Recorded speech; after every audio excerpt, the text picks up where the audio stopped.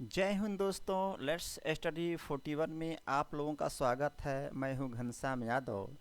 दोस्तों, मेरे द्वारा आप लोगों को ऑल कंपटीशन से संबंधित प्रश्नों को हल कराया जा रहा है। और दोस्तों, अभी हमारे द्वारा आप लोगों को भारत के प्राचीन इतिहास के बारे में पढ़ाया जा रहा है। और उसमें भी भारत के प्राचीन इतिहास में सबसे पहले हम भारत के प्राचीन इतिहास के स्रोतों के बारे में पढ़ रहे हैं।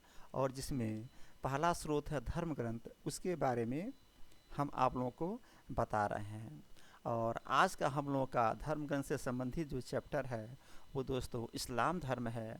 और आज हम आप लोगों को इस्लाम धर्म के बारे में बताएंगे। लेकिन इस्लाम धर्म को बताने से पहले दोस्तों, कल हमने जो चैप्टर पढ़ाया था वैष्णव धर्म के बारे में, आइए सबसे पहले हम कल के चैप्टर यानी कि वैष्णव धर्म को रिवीजन करते हैं। और जब वैष्णव धर्म को हम रिवीजन कर लेंगे उसके बाद दोस्तों आज का चैप्टर जो इस्लाम धर्म है उसके बारे में हम आप लोगों को बताएंगे। तो आइए सबसे पहले हम कल के चैप्टर यानी कि वैष्णव धर्म को रिवीजन करते हैं। तो दोस्तों, कल का जो चैप्टर था वैष्णव धर्म, उसमें पहला प्रश्न बना था भगवान विष्णु के अनुयायियों को क्या कहा जाता है। भगवान विष्णु के अनुयायियों को क्या कहा जाता है। तो दोस्तों इसका उत्तर था कि भगवान विष्णु के अनुयायियों को वैष्णव कहा जाता है। भगवान विष्णु के अनुयायियों को वैष्णव कहा जाता है। फिर अगला प्रश्न बना था विष्णु पुराण के अनुसार सुदर्शन चक्र में कितना तिल्लियाँ थीं। तो दोस्तों विष्णु पुराण के अनुसार सुदर्शन चक्र में 12 तिल्लियाँ थीं। पहला प्रश्न बना भगवान विष्णु के अनुयायियों को क्या कहा जाता है। तो दोस्तों इसका उत्तर बना भगवान विष्णु के अनुयायियों को वैष्णव कहा जाता है। दूसरा प्रश्न बना भगवान विष्णु के सुदर्शन चक्र में कितनी तिल्लियाँ थीं। तो दोस्तों भगवान विष्णु के सुदर्शन चक्र में 12 तिल्लियाँ थीं। अगला प्रश्न बना था वैष्णव धर्म की जानकारी कहाँ से मिलती है। तो दोस्तों इसका उत्तर है वैष्णव धर्म की जानकारी उपनिषदों से मिलती है। फिर अगला प्रश्न बना था वैष्णव धर्म का विकास किस धर्म से हुआ था। तो दोस्तों हमने आपको बताया था वैष्णव धर्म का विकास भागवत धर्म से हुआ था। फिर अगला प्रश्न बना था वैष्णव धर्म के प्रवर्तक कौन थे। तो दोस्तों मैंने आपको बताया था वैष्णव धर्म के प्रवर्तक कृष्ण थे। और कृष्ण का जन्म कहाँ हुआ था। तो दोस्तों कृष्ण का जन्म मथुरा में हुआ था। अगला प्रश्न मैंने आपको बताया था कृष्ण का उल्लेख सर्वप्रथम किस उपनिषद में हुआ। तो दोस्तों इसका उत्तर था कृष्ण का उल्लेख सर्वप्रथम छांदोग्य उपनिषद में हुआ था। अगला प्रश्न बना था कृष्ण के माता का क्या नाम था। तो दोस्तों कृष्ण के माता का नाम देवकी था, लेकिन पालन पोषण यशोदा के द्वारा किया गया था। अगला प्रश्न बना था वासुदेव कृष्ण का सबसे प्रारंभिक अभिलेखी उल्लेख कहाँ पाया जाता है। तो दोस्तों इसका उत्तर है वासुदेव कृष्ण का सबसे प्रारंभिक अभिलेखी उल्लेख वेशनगर स्तंभ अभिलेख में पाया जाता है। अगला प्रश्न बना विष्णु के 10 अवतार का उल्लेख किस पुराण में मिलता है। तो दोस्तों विष्णु के 10 अवतार का उल्लेख मत्स्य पुराण में मिलता है। अगला प्रश्न है कि वैष्णव धर्म के उपासक को क्या कहा जाता है। तो दोस्तों वैष्णव धर्म के उपासक को पंचरात्र कहा जाता है। और दोस्तों अगला प्रश्न बना विष्णु के 10 अवतार कौन कौन से थे। तो दोस्तों इसका उत्तर था विष्णु के 10 अवतार में पहला मत्स्य, दूसरा कूर्म, तीसरा वराह, चौथा नरसिंह, पांचवा वामन, छठा परशुराम, सातवां राम, आठवां बलराम, नौवां बुद्ध और 10वां कल्कि था। फिर अगला प्रश्न बना था गुप्त काल में विष्णु का कौन सा अवतार सबसे प्रसिद्ध था। गुप्त काल में विष्णु का वराह अवतार सबसे प्रसिद्ध था। अगला प्रश्न बना था अंकोर वाट का मंदिर कहाँ पर है। तो दोस्तों इसका उत्तर बना था अंकोर वाट का मंदिर कंबोडिया यानी कंबोज में है। फिर अगला प्रश्न बना था अंकोर वाट का मंदिर किसने बनवाया था? तो दोस्तों हमने इसका उत्तर बताया था कि अंकोर वाट का मंदिर राजा सूर्यवर्मा द्वितीय ने बनवाया था। फिर अगला प्रश्न बना था अंकोर वाट का मंदिर किस सन में बना था? तो दोस्तों अंकोर वाट का मंदिर 1113 से लेकर के 1150 ईस्वी में बना था। फिर अगला और लास्ट प्रश्न था अंकोर वाट के मंदिर में भगवान विष्णु की मूर्ति की ऊंचाई कितने फीट थी? तो दोस्तों इसका उत्तर बना था अंकोर वाट के मंदिर में भगवान विष्णु की मूर्ति की ऊंचाई 10.5 फीट थी। तो इस प्रकार कल हमने जो वैष्णव धर्म के चैप्टर के बारे में पढ़ा था दोस्तों, आज हमने इसका रिवीजन करवा दिया आप लोगों को। उम्मीद है कि ये जो प्रश्न उत्तर हैं आप लोगों को याद हो गया होगा। तो दोस्तों अब आइए आज के चैप्टर पर चलते हैं और आज का चैप्टर पढ़ते हैं इस्लाम धर्म के बारे में। तो दोस्तों आज का चैप्टर है इस्लाम धर्म और आज हम लोग इस्लाम धर्म के बारे में पढ़ेंगे। तो दोस्तों इस्लाम धर्म में सबसे पहला प्रश्न आया कि इस्लाम धर्म के संस्थापक कौन थे? इस्लाम धर्म के संस्थापक कौन थे? तो दोस्तों इसका उत्तर है इस्लाम धर्म के संस्थापक हजरत मोहम्मद साहब थे।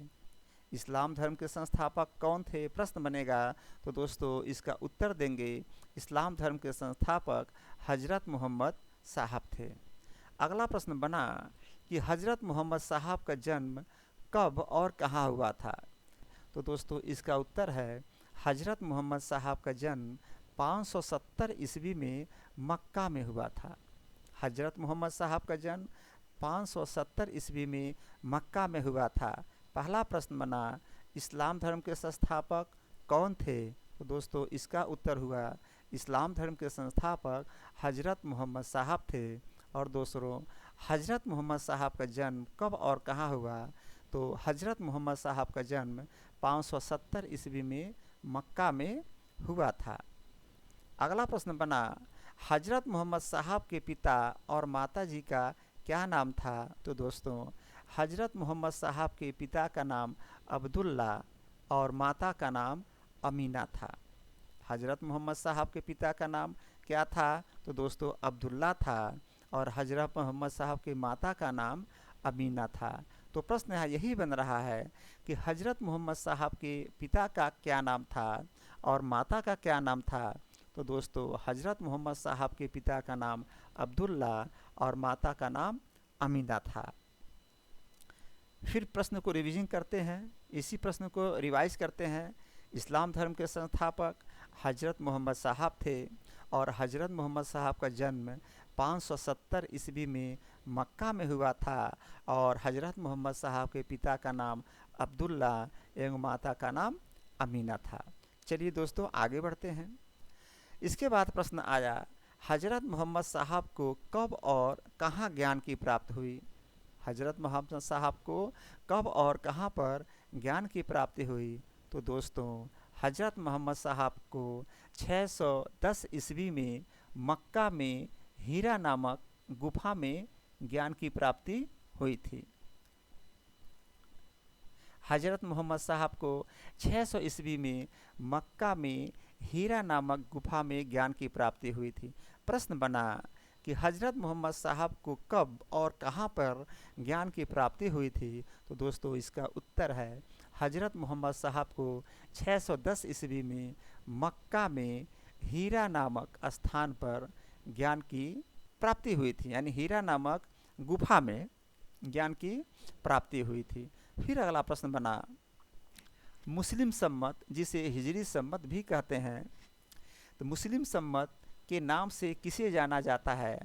तो दोस्तों इसका उत्तर है 622 ईस्वी को पैगंबर द्वारा मक्का से मदीना का यात्रा को मुस्लिम सम्मत के नाम से जाना जाता है। यानी कि मुस्लिम सम्मत 622 ईस्वी को पैगंबर द्वारा मक्का से मदीना की यात्रा किया गया, यानी पैगंबर जो थे उनके द्वारा 622 ईस्वी में मक्का से मदीना का यात्रा किया गया और इस मक्का से मदीना का जो यात्रा था उसी को मुस्लिम संवत के नाम से जाना जाता है। तो प्रश्न आएगा मुस्लिम संवत या हिजरी संवत के नाम से किसे जाना जाता है? तो दोस्तों उत्तर देंगे 622 ईस्वी को पैगंबर द्वारा मक्का से मदीना यात्रा को मुस्लिम संवत के नाम से जाना जाता है। फिर अगला प्रश्न आया, मोहम्मद साहब की शादी किसके साथ हुई थी? मोहम्मद साहब की शादी किसके साथ हुई थी? तो दोस्तों इसका उत्तर देंगे मोहम्मद साहब की शादी 25 वर्ष की उम्र में खदीजा नामक विधवा के साथ हुई थी। ध्यान देंगे, जब मोहम्मद साहब की उम्र 25 वर्ष की थी उसी समय में खदीजा नामक एक विधवा थी, उनके साथ उनकी शादी हो गई। तो प्रश्न आया कि मोहम्मद साहब की शादी किसके साथ हुई? तो दोस्तों इसका उत्तर है मोहम्मद साहब की शादी 25 वर्ष की उम्र में, यानी जब उनका उम्र 25 वर्ष था तो खदीजा नामक विधवा के साथ उनकी शादी हुई थी। अगला प्रश्न आया, मोहम्मद साहब के पुत्री का क्या नाम था? यानी कि मोहम्मद साहब की एक पुत्री हुई और उनका क्या नाम था, इसके बारे में पूछा जा रहा है। तो प्रश्न बना कि मोहम्मद साहब के पुत्री का क्या नाम था? तो दोस्तों मोहम्मद साहब के पुत्री का नाम फातिमा था। यानी कि मोहम्मद साहब की शादी खजीरा नामक विधवा के साथ हुई और मोहम्मद साहब को एक पुत्री हुआ जिनका नाम फातिमा था। फिर प्रश्न बना कि मोहम्मद साहब के दामाद का क्या नाम था? तो दोस्तों अगर पुत्री है तो उस पुत्री की शादी होगा, यानी बच्ची की शादी होगी, और बच्ची की शादी होगी तो मोहम्मद साहब के दामाद बनेंगे। तो प्रश्न यही बन रहा है कि मोहम्मद साहब के पुत्री का नाम फातिमा था और मोहम्मद साहब के दामाद का क्या नाम था? तो दोस्तों इसका उत्तर होगा मोहम्मद साहब के दामाद का नाम अली था। तो दोस्तों प्रश्न यही बन रहा है कि मोहम्मद साहब के दामाद का क्या नाम था? तो उत्तर है मोहम्मद साहब के दामाद का नाम अली था। अगला प्रश्न बना, पैगंबर मोहम्मद साहब को ज्ञान प्राप्त होने के बाद कुरान किसने पेश किया था? पैगंबर मोहम्मद साहब को जब ज्ञान प्राप्त हो गया तो उनको कुरान किसने पेश किया था? प्रश्न यही बन रहा है। तो दोस्तों इसका उत्तर होगा जब पैगंबर मोहम्मद साहब को ज्ञान की प्राप्ति हो गई तो उनको देवदूत जिब्रियल के द्वारा कुरान पेश किया गया था। पैगंबर मोहम्मद साहब को ज्ञान प्राप्त होने के बाद देवदूत जिब्रियल के द्वारा कुरान पेश किया गया था। तो प्रश्न बना, पैगंबर मोहम्मद साहब को ज्ञान की प्राप्ति होने के बाद कुरान किसने पेश किया? तो दोस्तों आप उत्तर देंगे पैगंबर मोहम्मद साहब को ज्ञान प्राप्त होने के बाद देवदूत जिब्रियल ने कुरान पेश किया था, यानी कुरान दिया था। फिर अगला प्रश्न बना कि देवदूत जिब्रियल द्वारा पेश किया गया कुरान किस भाषा में थी? तो दोस्तों देवदूत जिब्रियल द्वारा पेश किया गया कुरान अरबी भाषा में थी। पैगंबर मोहम्मद साहब को ज्ञान प्राप्त होने के बाद देवदूत जिब्रियल ने कुरान पेश किया था। ध्यान देंगे, इसका मतलब ये हुआ कि पैगंबर मोहम्मद साहब ने कुरान को नहीं लिखा था, उनको कुरान पेश किया गया था। और कुरान किसने पेश किया था? तो दोस्तों देवदूत जिब्रियल के द्वारा पैगंबर मोहम्मद साहब को कुरान पेश किया गया था। फिर अगला प्रश्न आया था कि देवदूत जिब्रियल द्वारा पेश किया गया कुरान किस भाषा में लिखा गया था?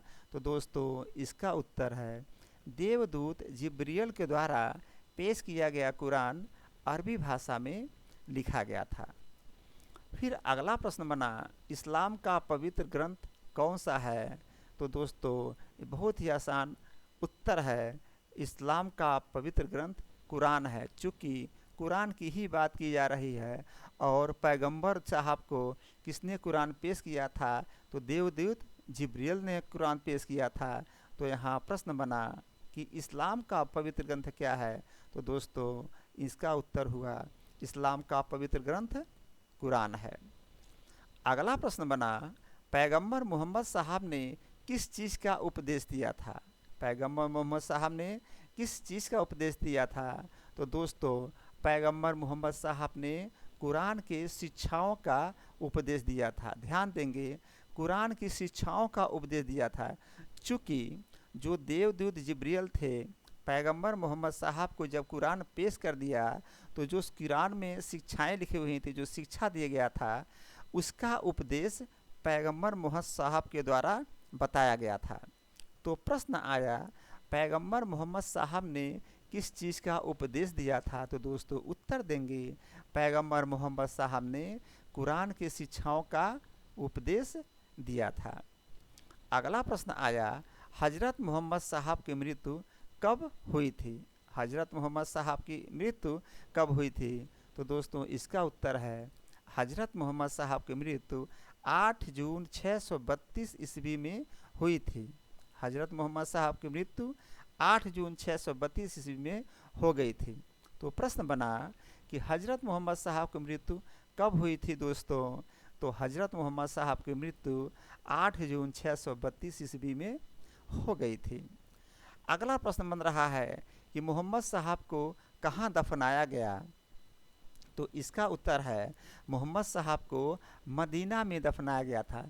तो दोस्तों प्रश्न आया कि मोहम्मद साहब को कहाँ दफनाया गया? तो दोस्तों मोहम्मद साहब को मदीना में दफनाया गया। अगला प्रश्न आया कि मोहम्मद साहब की मृत्यु के बाद इस्लाम कितने भागों में विभाजित हो गया? तो यही प्रश्न बन रहा है कि मोहम्मद साहब की मृत्यु के बाद इस्लाम कितने भागों में विभाजित हो गया? तो दोस्तों मोहम्मद साहब की मृत्यु के बाद इस्लाम 2 भागों में विभाजित हो गया। पहला था शिया और दूसरा था सुन्नी। पहला था शिया और दूसरा था सुन्नी, यानी कि उत्तर बना, मोहम्मद साहब के मृत्यु के बाद इस्लाम 2 भाग में विभाजित हो गया, शिया और सुन्नी। अगला प्रश्न बना, सुन्नी किसे कहते हैं और इनका विश्वास किसमें है? तो दोस्तों सुन्नी उसे कहते हैं जो सुन्ना में विश्वास रखते हैं, और सुन्नी पैगंबर साहब के अनुयायी थे। ध्यान देंगे, ये जो सुन्नी है ये सुन्ना में विश्वास रखते हैं और इन्होंने पैगंबर साहब के दिए हुए उपदेशों को अपनाया।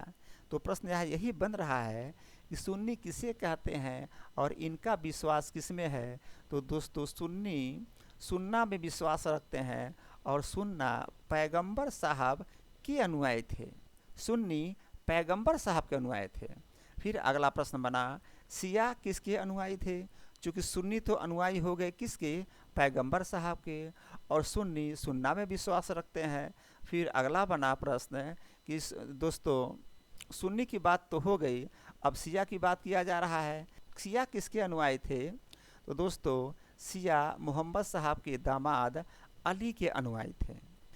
शिया किसके अनुयायी थे? तो दोस्तों शिया मोहम्मद साहब के दामाद अली के अनुयायी थे, यानी कि शिया अली के अनुयायी हो गए और सुन्नी पैगंबर साहब के अनुयायी हो गए। अगला प्रश्न बना, अली की मृत्यु कैसे हुई थी? तो दोस्तों इसका उत्तर है, अली की मृत्यु 661 ईस्वी में हत्या कर दिया गया था, यानी कि अली का मृत्यु हत्या करने से हुआ था और 661 ईस्वी में इनकी मृत्यु हुई थी। तो प्रश्न बन रहा है, अली की मृत्यु कैसे हुई? तो दोस्तों उत्तर देंगे, अली की मृत्यु 661 ईस्वी में हो गई थी, और हुई कैसे थी? दोस्तों अली की हत्या कर दी गई थी। अगला प्रश्न बना, अली के पुत्र का क्या नाम था? तो दोस्तों अली के पुत्र का नाम हुसैन था। अली के पुत्र का क्या नाम? तो दोस्तों अली के पुत्र का नाम हुसैन था। अली किसके दामाद थे? तो दोस्तों पैगंबर साहब के दामाद थे, यानी पैगंबर साहब के दामाद अली थे और अली के पुत्र का नाम हुसैन था। तो यहाँ प्रश्न बन रहा है कि अली के पुत्र का क्या नाम था? तो दोस्तों इसका उत्तर देंगे, अली के पुत्र का नाम हुसैन था। और अगला प्रश्न बना कि हुसैन की मृत्यु कैसे हुई? तो दोस्तों इसका उत्तर है, सन 680 ईस्वी में करबला जो इराक में पड़ता है, करबला नामक स्थान पर हुसैन की हत्या कर दी गई थी, यानी कि हुसैन की मृत्यु भी हत्या करने से हुई थी। और कहाँ पर हुई थी? इराक में एक जगह है करबला, वहाँ पर 680 ईस्वी में इनकी मृत्यु हो गई थी। तो प्रश्न बना हुसैन की मृत्यु कैसे हुई? तो उत्तर देंगे हुसैन की मृत्यु 680 ईस्वी में इराक में एक करबला नामक स्थान है वहाँ पर हुई थी। और दोस्तों हुसैन की भी मृत्यु हत्या करके हुई थी। इस प्रकार दोस्तों हुसैन की भी मृत्यु हत्या के द्वारा हुई थी और अली की भी मृत्यु हत्या के द्वारा हुई थी। अगला प्रश्न बना पैगंबर मोहम्मद साहब के उत्तराधिकारी क्या कहलाए? तो दोस्तों इसका उत्तर है पैगंबर मोहम्मद साहब के उत्तराधिकारी खलीफा कहलाए थे। पैगंबर मोहम्मद साहब के उत्तराधिकारी क्या कहलाए? तो दोस्तों पैगंबर मोहम्मद साहब के उत्तराधिकारी खलीफा कहलाए थे। अगला प्रश्न बना इस्लाम जगत में खलीफा शब्द कब तक रहा? तो ध्यान देंगे जो पैगंबर मोहम्मद साहब के उत्तराधिकारी जो खलीफा थे ये कब तक रहे इस्लाम जगत में? तो दोस्तों इसका उत्तर है इस्लाम जगत में खलीफा शब्द 1924 ईस्वी तक रहा। यानी कि 1924 ईस्वी तक, यानी अभी अगर हम देखते हैं तो 100 साल पहले तक खलीफा शब्द का प्रयोग किया गया था। तो प्रश्न बना कि इस्लाम जगत में खलीफा शब्द कब तक रहा? तो दोस्तों इस्लाम जगत में खलीफा शब्द 1924 ईस्वी तक रहा था। अगला प्रश्न बना खलीफा पद को कब और किसके द्वारा समाप्त किया गया? यानी कि जो उत्तराधिकारी खलीफा हुए थे इनके पद को कब और किसके द्वारा समाप्त कर दिया गया, ये प्रश्न बन रहा है कि खलीफा पद को कब और किसके द्वारा समाप्त कर दिया गया। तो दोस्तों इसका उत्तर होगा खलीफा पद को 1924 में तुर्की शासक मुस्तफा कमाल पाशा के द्वारा इसे समाप्त कर दिया गया। खलीफा पद को 1924 में तुर्की शासक मुस्तफा कमाल पाशा के द्वारा समाप्त कर दिया गया था। फिर अगला प्रश्न बना सर्वप्रथम पैगंबर साहब का जीवन चरित्र किसने लिखा था? सर्वप्रथम पैगंबर साहब का जीवन चरित्र किसके द्वारा लिखा गया? तो इसका उत्तर होगा सर्वप्रथम पैगंबर साहब का जीवन चरित्र इब्न इसाक के द्वारा लिखा गया था। यानी पैगंबर साहब का जो जीवन चरित्र है इब्न इसाक ने लिखा था। अगला प्रश्न बना पैगंबर मोहम्मद साहब के जन्मदिन पर कौन सा पर्व मनाया जाता है? पैगंबर मोहम्मद साहब के जन्म पर कौन सा पर्व मनाया जाता है उनके जन्मदिन पर? तो दोस्तों उत्तर होगा पैगंबर मोहम्मद साहब के जन्मदिन पर ईद ए मिलाद उन नबी पर मनाया जाता है। पैगंबर मोहम्मद साहब के जन्मदिन पर ईद ए मिलाद उन नबी पर मनाया जाता है। तो दोस्तों यहाँ प्रश्न बन रहा है कि पैगंबर मोहम्मद साहब के जन्मदिन पर कौन सा पर्व मनाया जाता है? तो दोस्तों आप उत्तर देंगे पैगंबर मोहम्मद साहब के जन्मदिन पर ईद ए मिलाद उन नबी पर्व मनाया जाता है। अगला प्रश्न बना कि भारत में सर्वप्रथम इस्लाम का आगमन किसके जरिए हुआ? दोस्तों भारत में सर्वप्रथम इस्लाम का आगमन किसके जरिए हुआ? तो इसका उत्तर बना भारत में सर्वप्रथम इस्लाम का आगमन अरबों के जरिए हुआ था। ये जो अरब राजा आए और हमारे देश पर आक्रमण किए और इस्लाम को लेकर दोस्तों हमारे देश में आए, तो भारत में सर्वप्रथम इस्लाम का आगमन अरबों के द्वारा हुआ था। अगला प्रश्न बना भारत में सर्वप्रथम इस्लाम कहाँ पर आया? तो दोस्तों भारत में सर्वप्रथम इस्लाम सन 712 ईस्वी में अरबों में सिंध को जीत लिया और इस सिंध में इस्लाम का एक महत्वपूर्ण धर्म बन गया। यानी इस सिंध में इस्लाम एक महत्वपूर्ण धर्म बन गया। यानी कि भारत में सर्वप्रथम इस्लाम सन 1712 ईस्वी में आया। और कैसे आया? अरबों ने सिंध को जीत लिया और सिंध में इस्लाम एक महत्वपूर्ण धर्म बन गया। चूँकि अरब आए और सिंध को जीत लिए और यहीं बस गए, तो दोस्तों इस सिंध के इलाके में इस्लाम एक महत्वपूर्ण धर्म बन गया। और ये कब घटना घटी? 712 ईस्वी में। अगला प्रश्न बना कि नमाज पढ़ते समय मुसलमान किस तरफ मुंह करके खड़ा होते हैं? नमाज पढ़ते समय मुसलमान किस तरफ मुंह करके खड़ा होते हैं? तो दोस्तों इसका उत्तर है, नमाज पढ़ते समय मुसलमान मक्का के तरफ मुंह करके नमाज पढ़ते हैं। और दोस्तों ये मक्का पश्चिम साइड में है, यानी कि मक्का पश्चिम साइड में है, इसलिए जब मुसलमान नमाज पढ़ते हैं तो पश्चिम की तरफ खड़ा हो जाते हैं। और पश्चिम तरफ क्यों खड़ा होते हैं?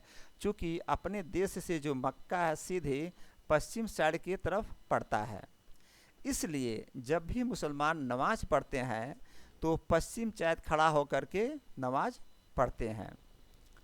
अगला प्रश्न बना, मक्का की ओर दिशा को क्या कहा जाता है? तो दोस्तों मक्का की ओर जो दिशा है उसे कीबला कहा जाता है। मक्का की तरफ दिशा को क्या कहा जाता है? तो दोस्तों इसका उत्तर बना कि मक्का की ओर दिशा को कीबला कहा जाता है। तो इस प्रकार से दोस्तों अभी हमने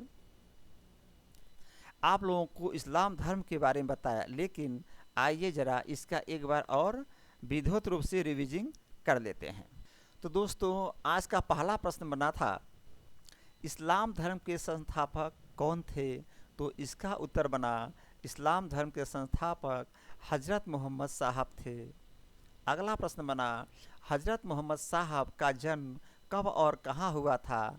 तो दोस्तों हजरत मोहम्मद साहब का जन्म 570 ईस्वी में मक्का में हुआ था। अगला प्रश्न बना, हजरत मोहम्मद साहब के पिता का और माता जी का क्या नाम था? तो दोस्तों इसका उत्तर है, हजरत मोहम्मद साहब के पिता का नाम अब्दुल्ला और माता का नाम अमीना था।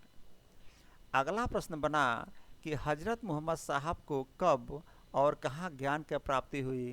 तो दोस्तों इसका उत्तर है, हजरत मोहम्मद साहब को 610 ईस्वी में मक्का में हीरा नामक गुफा में ज्ञान की प्राप्ति हुई थी। अगला प्रश्न बना कि मुस्लिम संवत, जिसे हिजरी संवत भी कहते हैं, के नाम से किसे जाना जाता है? तो दोस्तों इसका उत्तर है, 622 ईस्वी को पैगंबर द्वारा मक्का से मदीना यात्रा को मुस्लिम संवत के नाम से जाना जाता है। अगला प्रश्न बना, मोहम्मद साहब की शादी किसके साथ हुई थी? तो दोस्तों इसका उत्तर है, मोहम्मद साहब की शादी 25 वर्ष की उम्र में खदीजा नामक विधवा के साथ हुई थी। अगला प्रश्न बना कि मोहम्मद साहब की पुत्री का क्या नाम था? तो दोस्तों इसका उत्तर है, मोहम्मद साहब के पुत्री का नाम फातिमा था। ये देखिए दोस्तों, ये मक्का का सीन है, कितना सुंदर लग रहा है मक्का का सीन। ये दोस्तों मक्का का सीन है जो हमारे देश से सीधे पश्चिम में पड़ता है, हमारे देश से सीधे पश्चिम में पड़ता है। चलिए आइए देखते हैं कि अगला प्रश्न क्या बना। तो मोहम्मद साहब के दामाद का क्या नाम था? तो दोस्तों इसका उत्तर था, मोहम्मद साहब के दामाद का नाम अली था। अगला प्रश्न बना था, पैगंबर मोहम्मद साहब को ज्ञान प्राप्त होने के बाद कुरान किसने पेश किया था? तो इसका उत्तर बना था कि पैगंबर मोहम्मद साहब को ज्ञान प्राप्त होने के बाद देवदूत जिब्रियल ने कुरान पेश किया था।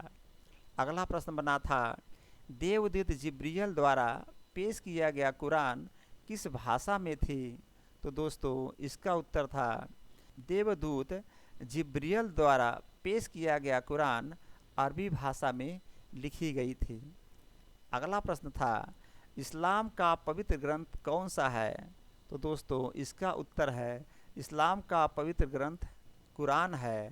फिर अगला प्रश्न बना, पैगंबर मोहम्मद साहब ने किस चीज़ का उपदेश दिया था? तो दोस्तों पैगंबर मोहम्मद साहब ने कुरान के शिक्षाओं का उपदेश दिया था। अगला प्रश्न बना, हजरत मोहम्मद साहब की मृत्यु कब हुई थी? तो दोस्तों हजरत मोहम्मद साहब की मृत्यु 8 जून 632 ईस्वी में हुई थी। अगला प्रश्न बना था, मोहम्मद साहब को कहाँ दफनाया गया? तो दोस्तों इसका उत्तर था, मोहम्मद साहब को मदीना में दफनाया गया था। अगला प्रश्न बना था, मोहम्मद साहब के मृत्यु के बाद इस्लाम कितने भागों में विभाजित हुआ या बंट गया? तो दोस्तों इसका उत्तर है, मोहम्मद साहब के मृत्यु के बाद इस्लाम दो भागों में विभाजित हो गया, पहला शिया और दूसरा सुन्नी।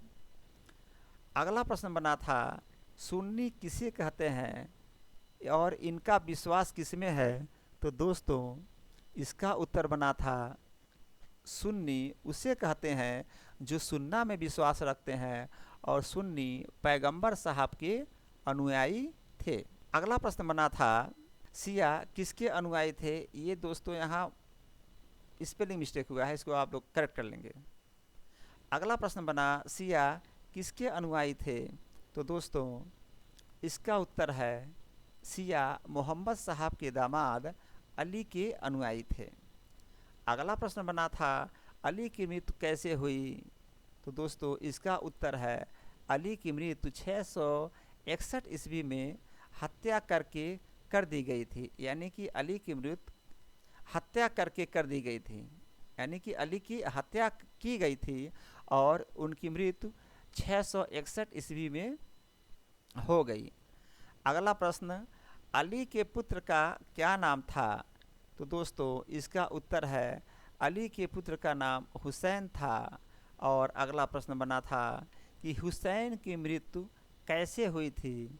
तो दोस्तों इसका उत्तर है, सन 680 ईस्वी में करबला, जो कि इराक में पड़ता है, करबला नामक स्थान पर हुसैन की हत्या करके मार डाला गया था। यानी कि इनका भी मृत्यु, यानी कि हुसैन का मृत्यु अपने आप नहीं हुआ था, इनका भी हत्या करके इनको मार दिया गया था। अगला प्रश्न बना था कि पैगंबर मोहम्मद साहब के उत्तराधिकारी क्या कहलाए? तो इसका उत्तर बना था, पैगंबर मोहम्मद साहब के उत्तराधिकारी खलीफा कहलाए थे। और दोस्तों अगला प्रश्न बना था, इस्लाम जगत में खलीफा शब्द कब तक रहा? तो इसका उत्तर था, इस्लाम जगत में खलीफा शब्द 1924 ईस्वी तक रहा था। अगला प्रश्न बना, खलीफा पद को कब और किसके द्वारा समाप्त किया गया? तो दोस्तों खलीफा पद को 1924 में तुर्की शासक मुस्तफ़ा कमाल पाशा के द्वारा समाप्त कर दिया गया था। अगला प्रश्न बना था, सर्वप्रथम पैगंबर साहब का जीवन चरित्र किसने लिखा? तो दोस्तों इसका उत्तर है, सर्वप्रथम पैगंबर साहब का जीवन चरित्र इब्न इस्साक ने लिखा था। अगला प्रश्न बना था, पैगंबर मोहम्मद साहब के जन्मदिन पर कौन सा पर्व मनाया जाता है? तो दोस्तों इसका उत्तर है, पैगंबर मोहम्मद साहब के जन्मदिन पर ईद ए मिलाद उन नबी पर्व मनाया जाता है। अगला प्रश्न बना, भारत में सर्वप्रथम इस्लाम का आगमन किसके जरिए हुआ? तो दोस्तों इसका उत्तर है, भारत में सर्वप्रथम इस्लाम का आगमन अरबों के जरिए हुआ था। फिर इसी में अगला प्रश्न बना था कि भारत में सर्वप्रथम इस्लाम कहाँ पर आया? तो दोस्तों इसका उत्तर है, भारत में सर्वप्रथम इस्लाम 712 ईस्वी में अरबों ने सिंध को जीत लिया और सिंध में इस्लाम एक महत्वपूर्ण धर्म बन गया था। अगला प्रश्न बना, नमाज पढ़ते समय मुसलमान किस तरफ मुंह करके खड़ा होते हैं? तो दोस्तों इसका उत्तर है, नमाज पढ़ते समय मुसलमान मक्का के तरफ मुंह करके नमाज पढ़ते हैं। मक्का पश्चिम दिशा में पड़ता है, यानी कि मक्का हमारे देश से सीधे पश्चिम दिशा में पड़ता है। फिर अगला और लास्ट प्रश्न बना, मक्का की ओर दिशा को क्या कहा जाता है? तो दोस्तों उत्तर देंगे, मक्का की ओर दिशा को किबला कहा जाता है। तो दोस्तों इस प्रकार से आज हम लोगों का इस्लाम धर्म ही समाप्त हुआ और मुझे उम्मीद है कि आप बेहतर तरफ से पढ़े होंगे। और फिर कहूँगा आज के क्लास में कि हमेशा मन लगाकर पढ़िए, तनाव मुक्त होकर पढ़िए, कभी तनाव में मत रहिए बहुत अधिक फ्यूचर के बारे में मत सोचिए। आपका काम है केवल कर्म करना और अपना 100% दीजिए। और दोस्तों, अगर दिल से आप 100% देते हैं तो सफलता मिलेगी ही मिलेगी। ये मेरा अपना अनुभव है। तो दोस्तों, आज का क्लास यहीं पर समाप्त करते हैं, लेकिन फिर कहूँगा मेरे चैनल को सब्सक्राइब करिए, लाइक करिए, कमेंट करिए। और कमेंट बॉक्स में आपको कुछ मुझसे पूछना है तो कमेंट बॉक्स के माध्यम से आप मुझे पूछ सकते हैं, मैं उसका जवाब दूंगा। तो दोस्तों, आज का क्लास यहीं पर समाप्त होता है। इस्लाम धर्म, जय हिंद, जय भारत।